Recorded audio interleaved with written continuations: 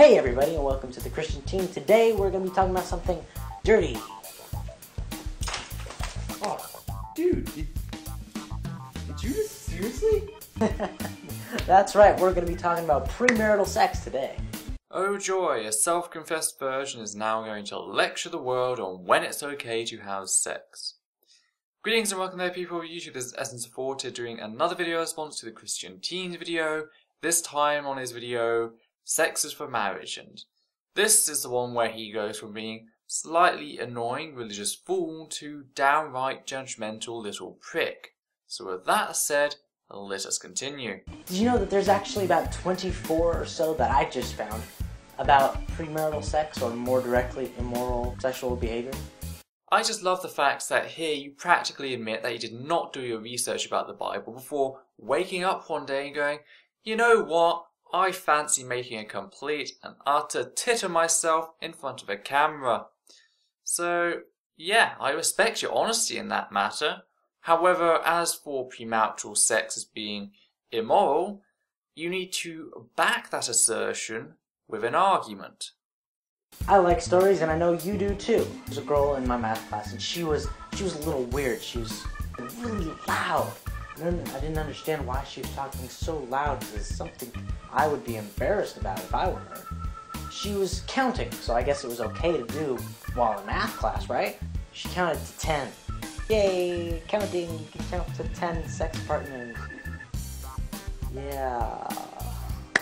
And now here we go with the slut shaming. I know it's probably not really your fault, it's probably the fault of your hypocritical church. Why do I say hypocritical church? Well, if they'd read the Bible, they would have read the story of King Solomon, which, if you did not know, was one of the old prophets of the Old Testament. I believe he was the 48th prophet, and he had over 1,000 consorts, nearly a third of which were concubines, aka pretty much stay-at-home prostitutes, and they would not be married to King Solomon, but they would have sex with King Solomon. So, you know, major hypocrisy there. But of course it was okay in the church's eyes, because King Solomon was a man, whereas the case that you are giving is a girl. So, yeah.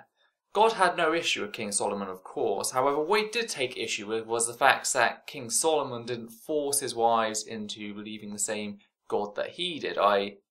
the Abrahamic God. He let them worship their own deities and even built some of them temples, etc., so they could do so effectively, and that pissed off God enough, so God didn't punish King Solomon, but King Solomon's son, who had done absolutely nothing.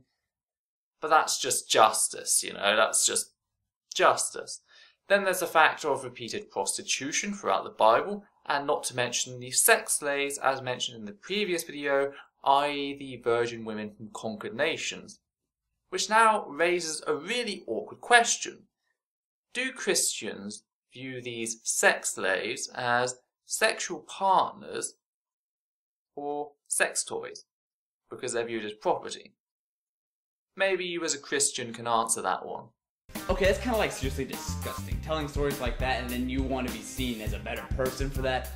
Ugh. It makes you look bad in a moral sense, which is not a good sense to be looked bad in. But you know, society's telling us the more chicks we can hook up with, the better we are as a person, which... What? But whatever you do, do not go inside the guy's locker room. You will find out more about a girl in your school than you will want to know about the girl. And no, I don't mean in a good sense. What exactly is that guy's job? Is he trying to put off some pseudo-debate and pretend to be the opposition in a straw man fashion, or is his job quite literally to act as incoherent as possible to bolster your own appeal to the audience? I can't quite tell yet. As for what's the right thing to do, you have to figure that one out yourself. That's kind of the whole point of having this mind and being able to figure it out. Don't let someone come along and tell you that you cannot have sex until you meet some qualifying factors, such as marriage. But don't let some straw man idea come along and say you must have sex to no end. No, you as a person know you the best. As long as you go out when you want to and have as little or as much sex as you wish, and it's all consensual between informed adults. There is no issue here. There is no immorality going on. It's amoral in a sense, as long as informed consent has been given. So can we just get that cleared up?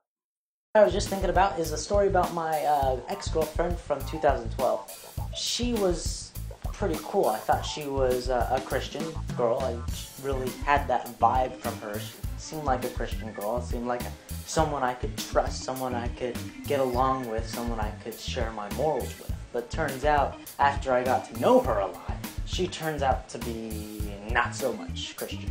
And she just cried and cried and cried and cried because I didn't want to have sex with her. Yeah, call me a skeptic, but extraordinary claims require extraordinary evidence. I don't buy your story for a second. I could buy that possibly you had a girlfriend, and possibly, very possibly, she wanted to take things further. But her emotional response, I don't buy for a second.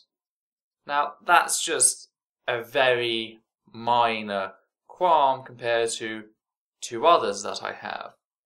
Firstly, she could still be Christian. She may not match what you think is a Christian, but there are a number of denominations and you're just going here, mine is the right one. That's all you are doing, and that's called a no true Scotsman fallacy. And it's a rather cheap no true Scotsman fallacy at that. What's even cheaper is the fact that you are sharing very personal information about a person who put themselves emotionally on the line with, and I'm going to assume here that either your family or your church is involved with this channel, who they can trace down who it is due to the date given. You just gave private details about someone who trusted you to a group of either closed-minded family members or closed-minded church members. You need to learn some bloody respect. That is really not on. That's really one of the first things that really does piss me off about you. Now, of course, you're a teenager, you're going to make stupid fucking mistakes. And that's the first time I've actually used, first line swearing in this. I've been keeping to bloody till now. But yeah, that got to me. You really need to pull your act together. She thirsty. She need a water bottle for how thirsty she is. She want a cooler for how thirsty she is. No, what she wants is the everlasting water from Jesus. That's how thirsty she should be. Did you really just make an ethnic stereotype joke? Really? Well done, Christian teen. I don't believe in race, I think it's stupid, except when I can use it for cheap comedy. Now don't get me wrong. Stereotypes can be funny, as long as they have the right setup and the right delivery. It's all about how the joke is presented, the way in which it is done. Out of the blue, ethnic stereotype, it's just bloody awkward. I figured that was pretty crazy. So I wanted to tell my friends to see what they thought. Oh, bloomin' heck. You did it again. So either you are bloody lying, or you're a bloody arse. You have to select one of them now. Giving you for a second that your story is true, and that you have everything, okay? Then you claim that you shared something that involved another person's emotional opening with a group of people on the playground. I have to give you some leeway for your age, but really, you need to start maturing.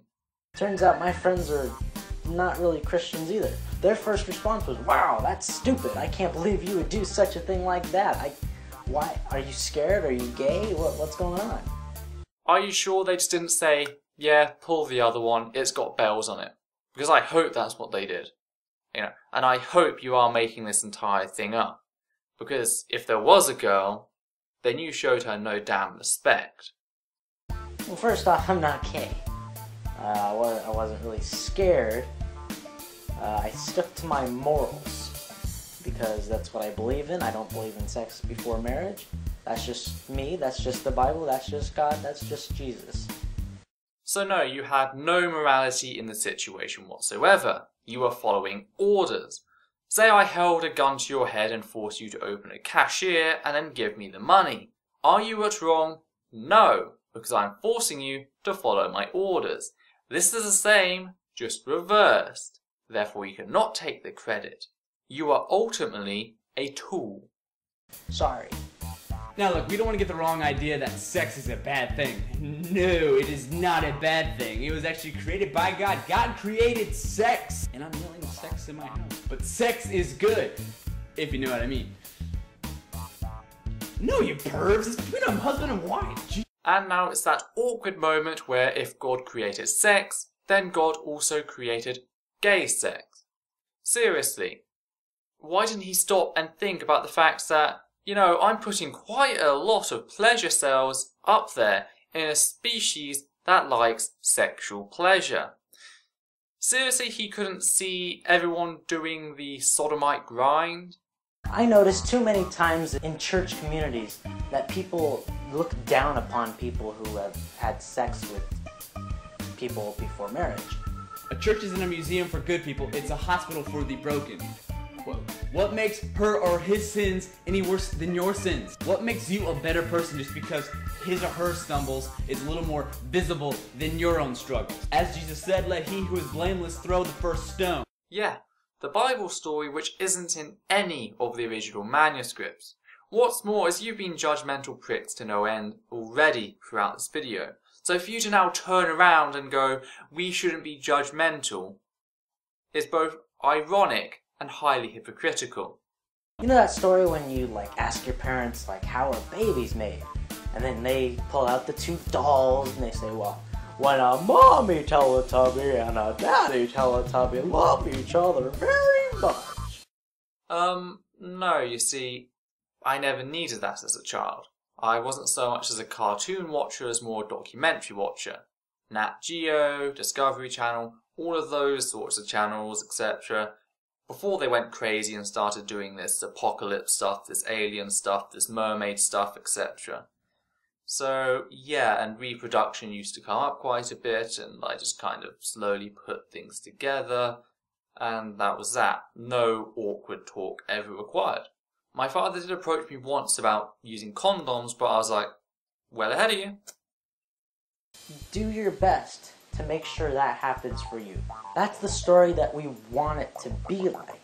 A mommy and a daddy, right? A married couple. But lately it seems like a boyfriend and a girlfriend. It's the only one I have. A boyfriend and a girlfriend got together because they thought they were so much in love. And, well... Over half of marriages end up in divorce anyway, and when you look at who's getting divorced, it paints a rather funny picture. You see, only 21% of atheists have ever been divorced, compared to 34% of non-denominational Christians, 29% of Baptists, and 25% of mainline Protestants who have been divorced. And yeah, you can begin to see the irony. You see, waiting until marriage to have sex does not lower the risk of heartbreak in any other scenario. That's just not how human nature works. What's more is that waiting up till marriage for sex can lead to unneeded anxiety and stress when facing your partner for the first time. It's nerve-wracking as it is in the normal case. But now everything is on there. That can be a make or break point for the marriage. I agree a person should make the most of their first time. They should try to make it special. You see, you don't want to regret your first time as such. Because we're sharing stories here, why don't I share my first time? The first time I had sex was in a hotel room after a lovely weekend with my boyfriend at the time. And you see, Even though later down the line we found out that we were not quite right for each other, he was too apathetic, I'm too empathetic, we still had a lovely time, and I don't regret where I lost it and who I lost it to, because I took time and consideration to making it a lovely weekend either way. The fact is, social pressure to abstain from sex up till marriage is a very bad idea. It has been shown time and time again by the South of the US not to work. It increases rates of teen pregnancy and STI rates compared to the more liberal and more sex positive North. It does not work, and you are making yourself part of that problem, and that problem puts a great strain on the social system. So yes, that's all I'm going to do for this video. I hope you guys have enjoyed, and I'm sorry that I really did get sort of miffed in the middle of that video. I hope you guys can see why. If you'd like to support my work, then please check out my Patreon. Don't forget to click like, comment, subscribe, as well as share on Facebook and Twitter. It really does help when you guys share this on Facebook and Twitter, as well as check out my own Facebook and Twitter, where I do post updates now and then. This is the Essence of Thought, hoping you're all doing well. Take care and out.